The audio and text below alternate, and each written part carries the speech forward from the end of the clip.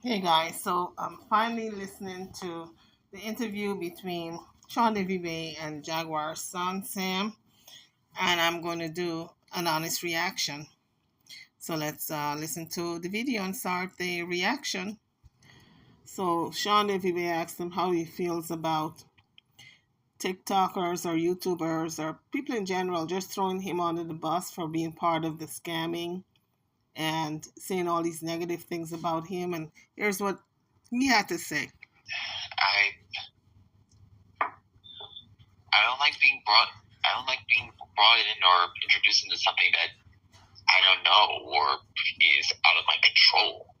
It makes it feel like, for no fault of my own, my life is being thrown into chaos. I feel as if that's. I feel that that's not particularly the case with. Well, it's pretty much the case when stuff is surrounds my mom. Since it's some is. I mean, for example, if something was happening with her specifically, while we were moving, like say we have a group of cops that are not arresting her or taking her property without a proper search warrant or what may have you. It caused us to having to move later than we should have. So Sam just talked about search warrants and what caused them to move later, and he's spewing what his mother told him. But what he does not know is that they did not pay the rent months ago. And according to Gerald, the reason the rent was not paid, well, according to Nikki actually, because Gerald told Nikki this, because how would she have known this information? The reason the rent was not paid because they were hoping for that stimulus relief that they had gotten before during the peak of the COVID season. Everybody got a stimulus bailout. The people who were renting and owe money to the landlord. So they were hoping to do that again this second time around, and that bailout didn't come. So they were back in rent 2 or 3 months, and they never got caught up. Therefore, they fell behind their rent. The deposit was forfeited because if you owe rent, they're going to keep your deposit. Gerald had moved, and I guess his mother, Jaguar, decided that she's going to wait until she get eviction put out. So the constable came and put her out. And she spun the story and told her son a completely different story. He bought it hook, line, and sinker. I'm sure she told her mother the same story. But we all saw how this thing unfolded. Gerald had told Jaguar that the lights were going to be cut off on the 31st. She knew this. She allowed the lights to be cut off. She said she was going to move by the 31st, and she was still there. She was there a whole week after the 31st, the first week in April. And therefore, management had to throw her out. She was sleeping in a dark apartment. So she told Sam something about the warrants weren't correct or what caused them to be delayed and moving, all kinds of Nancy story, which was not true. She was neglectful in moving on time, which caused them to be in darkness in that apartment, which caused the constable to come and throw and evict all of them out of there. Their things were thrown on the sidewalk. And she stayed there with a story that she was looking for her bag when she knew where her bag was, because she said she found her bag way on the bottom of some heap of something. Had her mother and her son looking for the bag for hours. Now, a lot of people are saying it was a delayed tactic because she didn't have money to move off the curb to go get a rental truck. So people cash apped her money. I was told by one of my subscribers that she was sent money by various YouTubers who have channels. Okay? And a lot of people put it out there how much they sent her. Some people sent her $500, as much as that. So she had enough money the following day to get a truck and drive to Shreveport. Where is all her mother's money going to? Only God knows. Let's continue to listen. So Sean Davy wanted to know when people call on them and say that his health or his grandmother's health is in danger, how does he feel? When they do so without any of our permission, it really it unsettles things. Everything going on between us at the house has been fine. As I know, ever since Gerald chose to leave the house, things have been going very well. I've been calm. It's pretty much a nice day. Things only tend to get worse when people outside the loop who don't know the whole situation down here decide to get involved and throw themselves into the mix and start doing things without our permission to. So I don't think he really answered that question as to how he really feels when people call about his and his grandmother's health and well-being.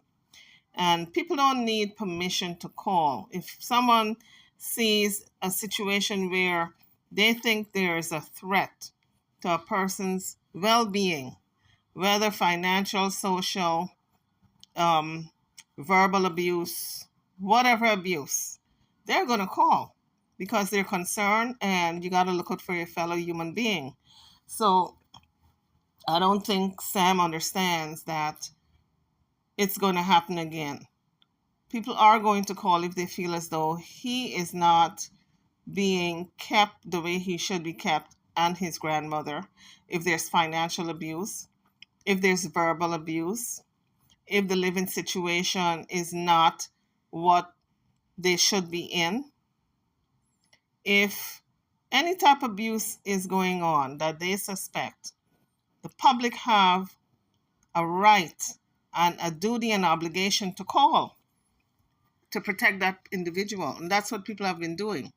So it's not going to be the last. So Sam, I don't think, is fully aware of why people call when they feel as though he is or his grandmother is in danger. Also, what I wanted to say, and this is completely off the subject, I don't think it's fair for them to drag Sam into all of this. This is between his mom, his dad, and he's an adult, yes, but he's got some mental something going on. I'm not sure what. He's saying it's not autism. His father is saying it's not autism. However, his mother is saying it is autism. Whatever it is he got going on, I don't think it's fair for them to be dragging him into this mess and to be probing and digging. And, to me, it's only going to trigger him to be a little more upset. So he says there's more peace in the household now Gerald is gone. Of course, there's going to be a little more peace because Gerald, I would imagine, and his mother was arguing all the time because you're talking to adults who can't get along. So there is going to be arguments if Gerald is around with Jaguar. And of course, now he's gone, there's a little more peace, but it's not 100% peace because we saw her in her antics the other day when she was moving, how she went to the office wanting to cuss that young lady out and how she was carrying on around all her things on the streets. There's not 100% peace, but I would imagine it's a whole lot better. But that's not to say that his mother was or was not at fault for a lot of the arguments. But the point is, now there's more peace. Now he's able to function a little better, which is good. That's great. A lot of times when adults can't get along in a marriage, the best thing is separation. So I don't understand why Jaguar was so fixated on Gerald coming back.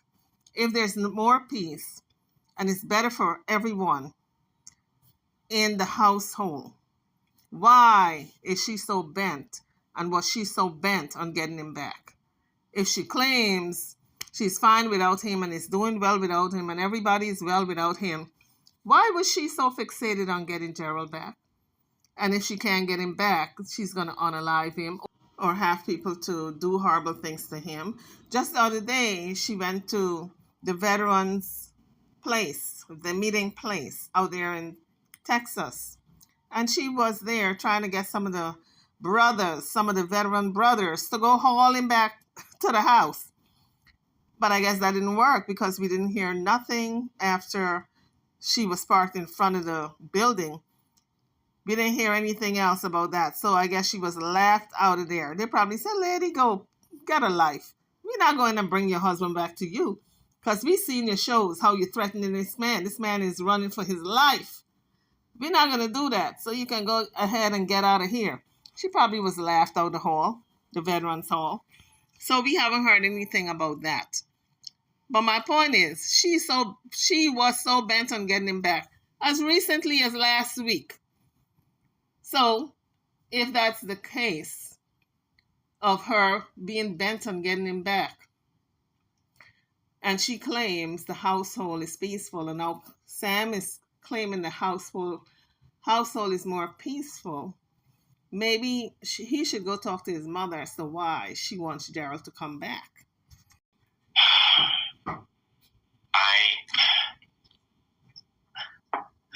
I don't like a lot of the stuff that's been thrown around on the internet, especially more recently. I usually like to go to things in a more neutral perspective, sort of stay in the middle of what side there is of two, hear both, and then make my decision on where I stand from there. However, with all the allegations that have been thrown around, and then contrasting them with how I've experienced things when me, mom, and grandma are together, it hurts to just hear these constantly thrown around all the time. I know that those things are in fact not true, and it feels as if it's not really done out of the need to help, but more of a need to trying to do what they think is right, what they think is right, or worse, outright trying to paint someone as a villain or a bad guy when they're just trying to do good. I know Sam means well, and he's going, a lot of things that he's saying, I guess, is based on what his mother has told him. And because he's looking at the same thing that I'm looking at. We're coming off of those experiences with different perspectives. Because when I see Jaguar on the television, bashing people, demeaning people, wanting to unalive people, threatening, and I mean, just the gamut. She runs the gamut with her threats. Sam and I must not be looking at the same thing, because he said, just wanted to do good. What kind of good is she trying to do? I don't think she's trying to do good at all. I think she is just a hateful person, mean-spirited, have a lot of pent-up frustration. She's very frustrated and disappointed as to how she didn't make it in her career, and now she's blaming everybody. I'm not much of a social media person, so I'm not really online when it comes to voicing my opinions on this stuff. So Sam said he's not much of a social media person, but FYI, information for you, Sam. Ding, ding, ding, ding, ding. Your mother just announced that you are going to be the central attraction on her Dalvia network, because she's going to be interviewing you from the rooter to the tutor, from the beginning to the end of your life. So I don't know how you feel about that, if she even discussed it with you, but she made the announcement, poolside announcement yesterday. She said she had discussed it with Sam, but Sam, a few days prior to that, put out this video, and he said he's not much of a social media person. What changed between a few days ago to yesterday when she made that announcement? She must have did some heavy convincing of this young man to agree that he's going to be the primary content.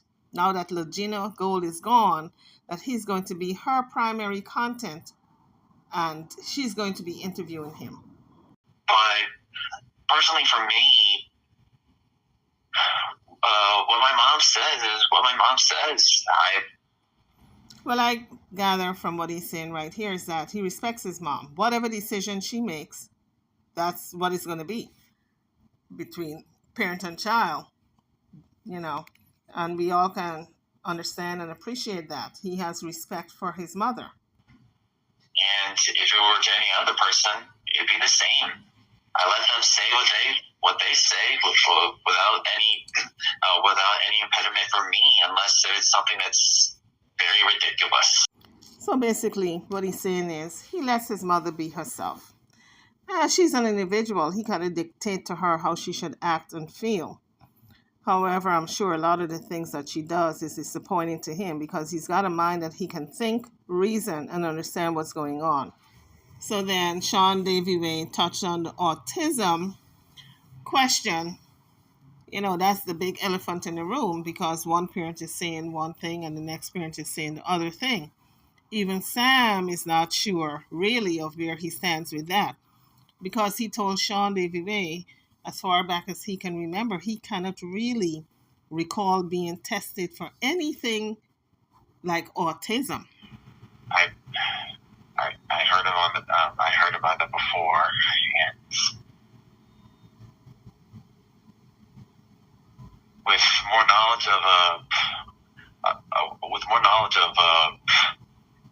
with age, I can more confidently say that I think of myself as an autistic person than not. See, guys, he's not sure if he is or isn't, but he did say he thinks of himself as autistic at times. So maybe it's about time he go check himself out. As an adult, he can walk in, see a psychologist, and get tested to see if he's on that spectrum. In that way, he would know for sure. But let's continue to listen. Before, while I was with him and while I was younger, I didn't think of myself as an autistic person. That was mainly because I thought I was being me. And there's some people that are a bit standoffish, a bit weird, a bit out of the ordinary. And so I thought, well, I'm kind of like them in that sense. And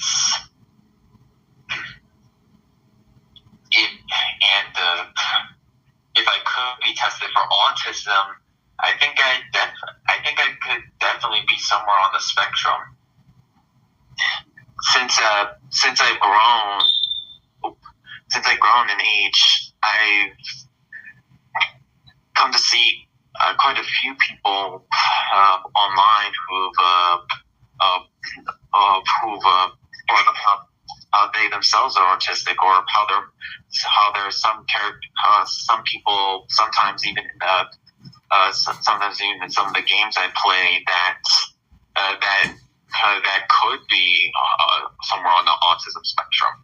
And as the autism has been brought up more recently, and I've started to look into it, I'm very similar to some of those people that are either 1 or 2 or are on the spectrum. So, guys, you see where he has questions as to if he is or if he isn't. Because in his mind, he looked into it and he has similar traits and qualities of people who are autistic. And he's saying he might be somewhere on the spectrum, but he's not sure. So as a young person out there in society, I'm wondering if his parents, either one of them, ever had that conversation with him and sat down and made him aware that he's on the spectrum and where he stands and why he acts the way he acts and, just X, Y, and Z about his autism, allegedly, and what he can do about it in terms of functioning and dealing with his supposed or alleged autism. No, I haven't been taken to multiple doctors on autism at all. In fact, as far as I can remember, I don't even remember the times that I did go to a doctor or psychologist or psychiatrist. Autism wasn't brought up at all. Mm-hmm. From the farther that I can remember, the only time in which that I can remember which autism was brought up more frequently started with my interview on the Surviving Jaguar Right. Mm-hmm. I just want to say this concerning the examinations on autism. When a child goes in to be evaluated, a lot of times they're not going to sit down with the child and say, "You're here for us to figure out if you're autistic or not." That's discussed with the parents, and the psychologist is going to sit and just talk to the child, watch certain behaviors. Of course, the parent is going to give some input as to the behaviors, the background story, and then a determination is made on several different interviews. So I'm sure Sam was not even aware that he was being evaluated. So when he went into the psychologist and he's talking to them, of course, he's not aware that that was the interviews to determine if he was autistic. So of course he's going to walk away feeling as though, he has never been interviewed or tested for autism. But that's not to say it didn't happen. So if Sam could remember playing with a psychologist or just playing with toys, then he would have his question answered on whether or not he ever saw a psychologist for autism, because those are some of the trademark that they would use to do their evaluation and assessment. So let me read what Google has to say about determining if a person is autistic or not. So first of all, ASD stands for Autistic Spectrum Disorder. And according to the article on Google, people with ASD often have problems with social communication and interaction and restricted or repetitive behaviors or interests. They may have different ways of learning, moving, or paying attention. These characteristics can make life very challenging for people with ASD. So the test that is given to determine if a person is autistic or not is called the ADOS test. That helps the trained evaluator to make an objective rating of the child's behavior and determine whether the behavior patterns suggest that your child is autistic. Now, according to the Mayo Clinic, there's no medical test for autism. Evaluators rely on a variety of tools, including checklist observations, interactive tests, as well as interview questions. So that was ADOS 1. ADOS 2, again, ADOS stands for Autism Diagnostic Observation Schedule. So ADOS 2 is a standardized assessment of communication, social interaction, play, and repetitive behaviors in children. During an ADOS 2 assessment, a specialist interacts directly with the child in social and play activities. So Sam may not have even known he was being assessed. So you cannot call his father a liar if you don't know the details. Another article on Google explains a little bit more about ADOS, and it says It's a semi-structured, standardized assessment of communication, social interaction, and play, or imaginative use of materials for individuals who have been referred because of possible autism. Like I said before, because of the way the assessment is done, the child oftentimes feel as though the adult is just playing with them to keep them active. They don't know they're being assessed. So I'm sure if Sam went to a psychologist when he was younger, like a little boy, he wouldn't know that he was being assessed. This is why he can get out now and say he would never went to a psychologist for assessment for autism. And he further went on to say, as far back as he can recall, that never happened. And so let's continue to listen to the videotape, because I'm sure his father did not explain that he was being assessed when the assessment was going on.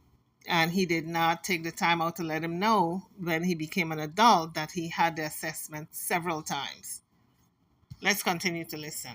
So Sean Davey asked him if he feels as though he would fall into the category of being autistic based on his research about other people. And he said, yeah, absolutely, he would fall into that category. And that was really very honest. That was a very honest reaction.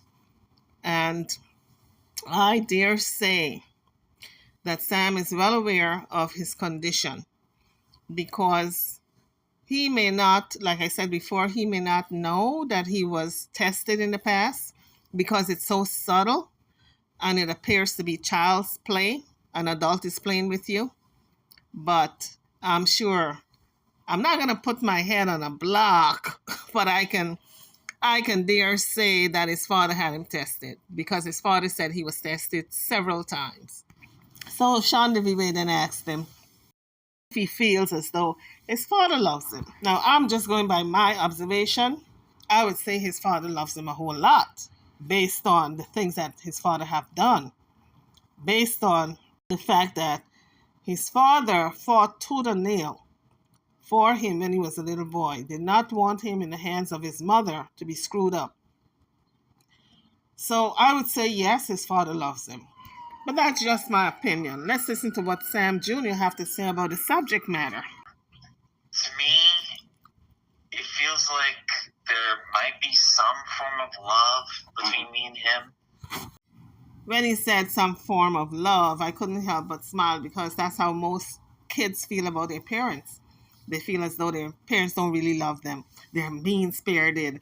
Oh, I can't wait to get grown and get out of this house because you don't really love me. There may be a little form of love, but you don't really love me. You know, that kind of way. Because whatever the parent does, the parent is acting in the best interest of the child, but the child can't see it. And when you become a grown adult, you carry those resentments with you. But looking deep down, I don't feel really as much of a loving connection to him as I did with my mom. Some could say that it may be because I wasn't with him much during my time when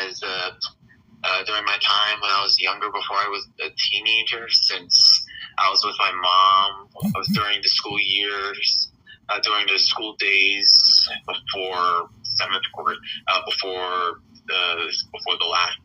the second half of second grade. Not second grade, seventh grade.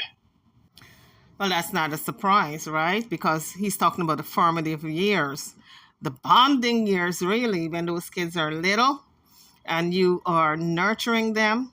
You're taking them to all the football games and the piano lessons and the ballet lessons, and you're there for the fevers and the cold and running to the doctor. And who usually does that? Mom. Dad is busy working, trying to make an income to put a roof over your head and food on the table. And when dad comes home, dad is so tired and he goes to sleep. And dad usually misses those bonding periods. So it's not a surprise to me that he bonded more with his mother.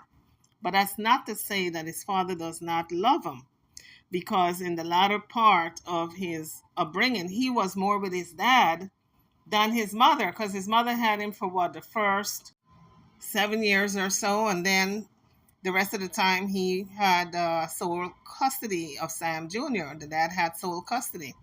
So I guess a lot of times kids remember the fun times with that parent they're not living with, because you romanticize all the things that you and mom did. Oh, she took me to all the things that kids love to do, like the playground and the swing sets. And you kind of, as a grown adult, you look back on those years and you romanticize those periods of time with a parent who is absent.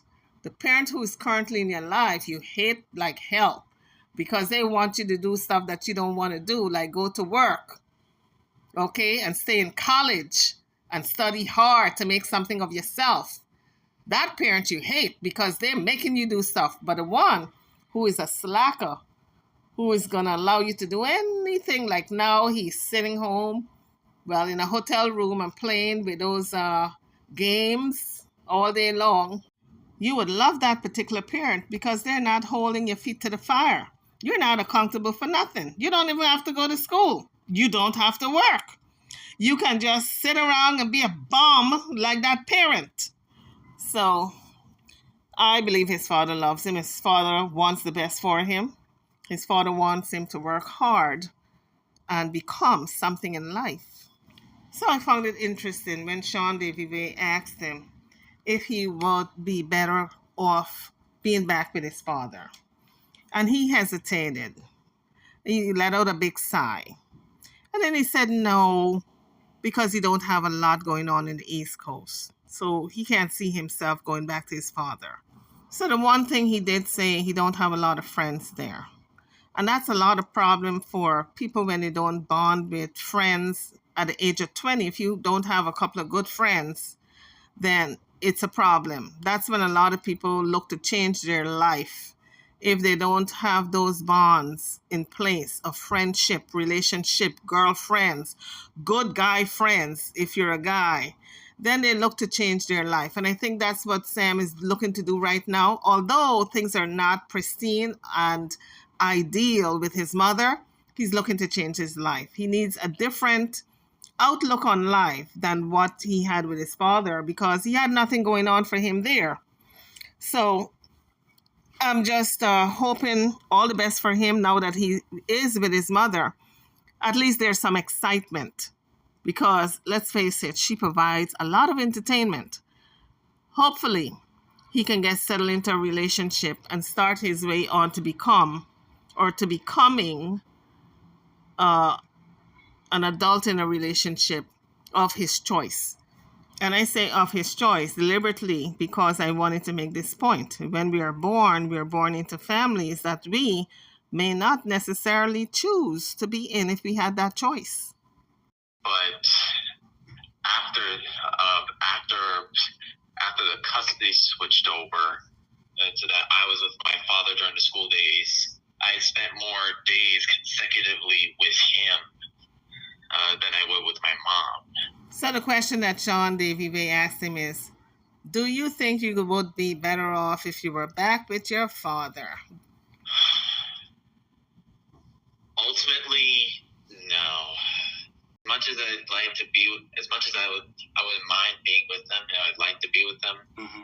There really isn't a lot for me back in the East Coast, or I do have a couple of friends there.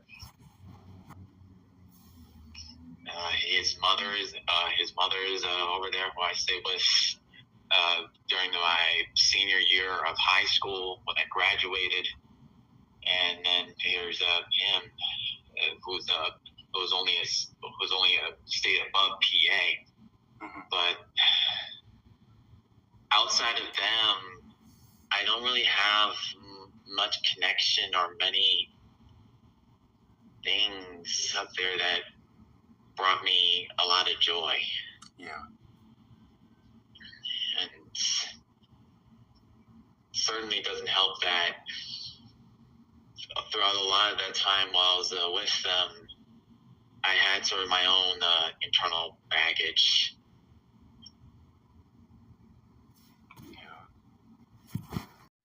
as you guys can tell, Sam is a very smart and bright young man. He is able to internalize and express his thoughts and feelings very well. He knows there's nothing for him. If he goes back to his father, it's going to be the status quo, business as usual. No friends, no activity, no outlet, no girlfriend, etc. You got my drift. And so he really wants to make a change in his life. So being with his mother in her instability might not be the ideal situation for him, but this is where he feels alive. This is where he feels as though he is finally doing something he wants to do and not what his father wants him to do, like go to school and or get a job. But at least he feels alive. At least he feels as though his mother is exciting. At least he feels as though his other grandma is nurturing. At least he feels as though he's constantly on an adventure. He feels alive. And that's what's important. He's happy. We may be looking from the outside looking in. And we say, oh my goodness, Jaguar's life is so in disarray. She doesn't have a home. She doesn't have an apartment. Oh my goodness, how horrible this is. But guess what? It's not horrible to Sam because for the first time in his life, he feels alive. He feels as though he can get something accomplished. He feels as though he can get back to doing his art. That's what he loves. He feels as though he don't have to go to no job. He don't have to go to no college. Nobody's making him do anything that he don't want to because his mother does not hold his feet to the fire. So guess what? He's quite happy. And what I say about that, if he's happy, that's what is most important. It's not what we think or what we want for him. It's what he wants for himself. What you want for yourself now, hopefully when he gets to be 40, he can look back and say, I made that decision 20 years ago. So whatever I'm doing now that I'm 40 is a consequence of that decision. So we are hoping the best for him and wishing the best for him. So Sean Everywhere asked him if maybe that's why his father wants him to work because he haven't been diagnosed with autism. And I'm here to dispel the notion that autism people do not work. They do work. Autism people hold on regular jobs, folks, okay? In case you're wondering, they don't all just sit on the government and collect checks. A lot of them do work. So don't get it twisted that autism people have that disability that they just stay at home and do nothing. They do work. They're gainfully employed. As a matter of fact, I have a family member who is autistic and he works at a local Walmart. Okay, it doesn't stop them from working. Oh no. But here's what Sam have to say. This was his response to Sean Davy asking him if that's why maybe his father wants him to work, because as far as his father is concerned, he has not been diagnosed with being autistic.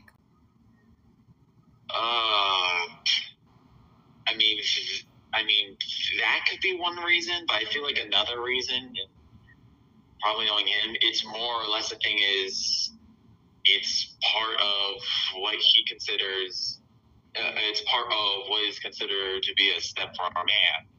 That I need a job so that I could take care of my family. When I do have one, when I do have a wife.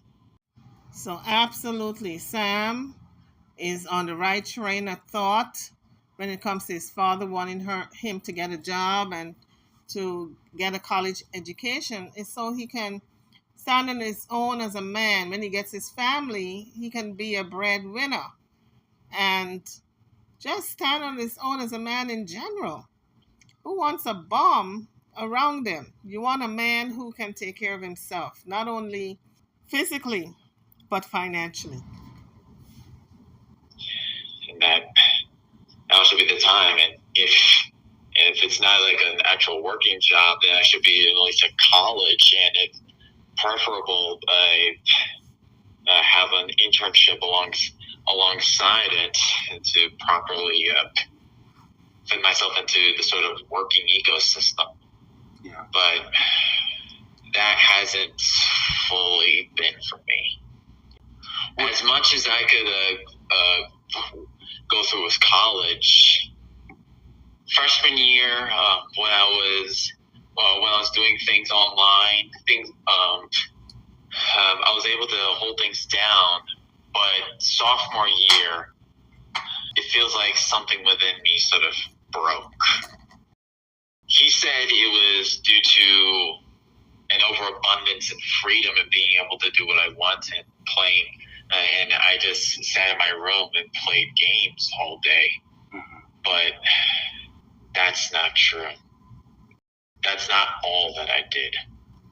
Throughout all of the days that I was there at Westchester University, I would go to the classes.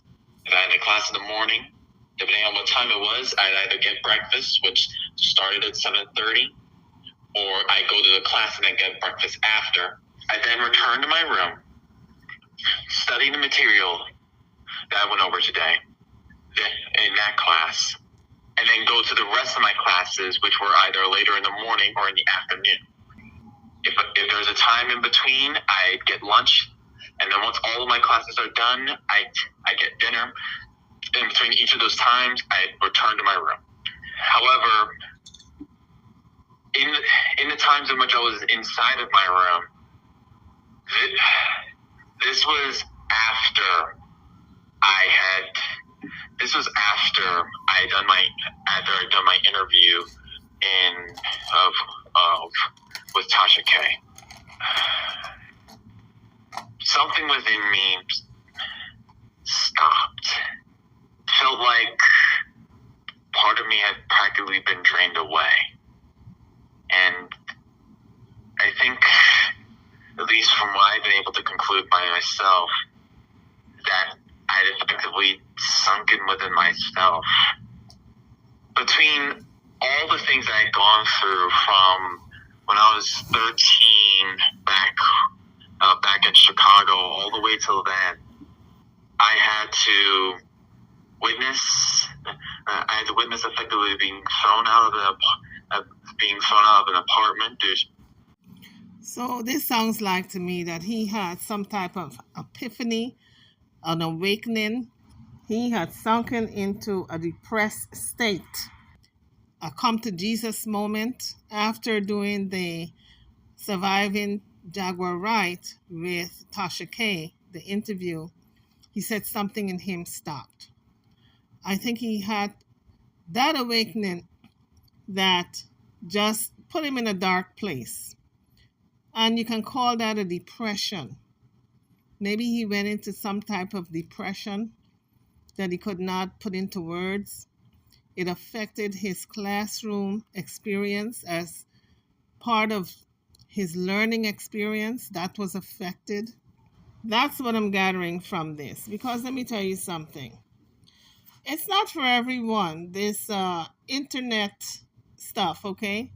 Some people need to stay away from it. When you're fragile, you need to stay away from the internet. Maybe he should not have gone on that Tasha K show because, according to him, his classroom experience suffered and he flunked out of school because it affected him. He went into a dark place. Maybe everything he was hearing about his mother, he couldn't deal with because he said he felt that bond with his mother. And so I think for the first time he was hearing what people actually thought about his mother. And that didn't sit too well with him. So during this time of flunking out of school, he saw his mother being arrested. To protect him, he says, they went through an eviction. So let's continue to listen to what happened with to my father and the person he was staying with. I basically having this sort of feeling of eviction instilled in me then, first and foremost, even though it wasn't an eviction. Having witnessed my mother being arrested in front of me, developing a sense of guilt that I felt that I was at least partially responsible because I driven her motherly instinct to protect me because I wasn't feeling dark thoughts within me, and Now, he said dark thoughts within him. A lot of people can read that in several ways. Some people say suicidal thoughts, others say self harming. But whatever the case may be, he had dark thoughts. And a lot of times, when children feel guilty that maybe a parent went to jail because of them, that's what happens. They get suicidal, or they have dark thoughts, or they start self harming. But in any event, he's saying that his father attributed that to his bad grades. And he's saying, no, that's not what it was. It was a culmination of a lot of things that was going on at the same time. considered stepping through the doors of death. Yeah. Then, after being sent to a hospital, having my father effectively tone down the reason why I was having those thoughts by saying I was just getting bad grades, and not that my son felt extremely guilty over the fact that his mom was sent to jail. He felt like he was responsible for driving her to do so. I guess it's a teachable moment for a lot of parents whose children are going through the same thing. You see them all depressed and you don't know what's wrong. You go to a psychologist with them and they diagnose them as being depressed maybe. But in that child's mind, it's a lot more going on than just the one thing. But a lot of times, parents are in denial. They don't want to believe that their child is having a mental breakdown, that our child is actually suicidal, that they look at it as if it's their fault. They're in denial. They try to hide it. They put a different diagnosis on it. Instead of the child having a mental breakdown or is suicidal, they'll attribute it to different things. That, oh, maybe you're feeling guilty because your mother went to prison on your behalf because she was trying so hard to fight and get you. Maybe that's what it is. Maybe you flunking out of school is a result of it. But there's a whole lot of different things. What Sam Jr. is saying that caused him to want to just step away from life and I guess unalive himself. And on top of that, whilst in 8th grade, even though I told him the incident that drove me to skip several days of school in 6th grade when I was still in Philly before I moved to Shreveport, he had shown me a picture and tried to tell me that such things did not happen. So it sounds to me like if Sam was very traumatized going through school. And a lot of times, these bullies, I'm telling you, get the best of your children. Because I know in my family, one of the kids almost unalived himself also because of bullying in school. So you really got to pay attention to what your child is going through. When they come home from school, you got to question them. And if it means that you got to take them out of school and put them in another school, switch schools, you do it. Even when it's out of your jurisdiction, you do it. Because I know with one of my sisters up there in I don't want to call the place, but one of her sons was so bullied. He was the only black kid in the school. And let me tell you, the pressures that child went through, it was humongous. It was unimaginable. And I kept telling her to change the school. And she said, no, that's why I moved here, to get him into the good school. But I said, he's being bullied from the time he gets to school to the time he leaves. He's the only black kid here. Put him in a place where he feels safe, where the kids, he can at least see another black face, so he feels safe. And she said, no, he's going to live through it. He's going to be fine. Well, I'm telling you, he's a grown adult now. He's in his 20s. And he seems to be functioning okay. but we don't know the internal struggles that are going on still. And there lies the case with a lot of people out there being in these schools where they're being bullied. Those are the scars that they take with them into adulthood, into fatherhood, into being a family man, being a husband. Those are the scars you take with you. Even though the victim himself was telling him exactly what happened. Basically calling the victim a liar. So here, Sam Jr. was saying his father was trying to tell him an incident did not happen when it did happen, and he felt as though he was calling him a liar by downgrading what had happened. Then having to deal with the fact that I had to hear that my mother was being arrested again and again over the same crime. And on top of that, one of the incidents was she was arrested, in which I was supposed to be sent back to Chicago with my father. My father left Chicago before that. So if I did go back to Chicago, I had no one to go to. Then the last time when my mother was arrested. So Sam Jr. went on to talk about when his mother was arrested the last time. And then he stopped abruptly and talked about something else. He didn't go into detail as to the last time she got arrested and the multiple times. He did say she was arrested multiple times. And each time he felt a sense of guilt because he felt as though she was being arrested because of him, because she would be fighting to get him back and then she'd be arrested. And so I can't help but wonder if his parents, both Jaguar as well as Sam Sr., realized what this young man went through and what they put him through. Because all the mess that they were going on with, hating each other and fighting each other, Sam was going through the same thing. But quietly, silently, internalizing it, watching, observing. And so I don't think they realize that the young man that he is today is a direct result of all the trauma that they put him through. So then Sean Davey asked him about what does he want out of life? What does he desire? What does he want? And he went on to say there's not much he want. But I do know when he was interviewing with Tokyo Tony, he and Legina, he said the thing that he wanted the most was stability, which he never had. He had a little bit of it with his dad, but that's the thing he wants the most. And I think he wants his mother to be stable so he can be in a stable environment with his mom.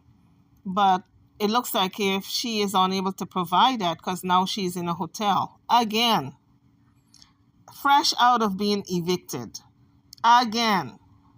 Oh, there's not much that I desire. There's one thing I do, though. I want to be able to establish a legacy. One where people like me, not just for me, but for also the creations that I make.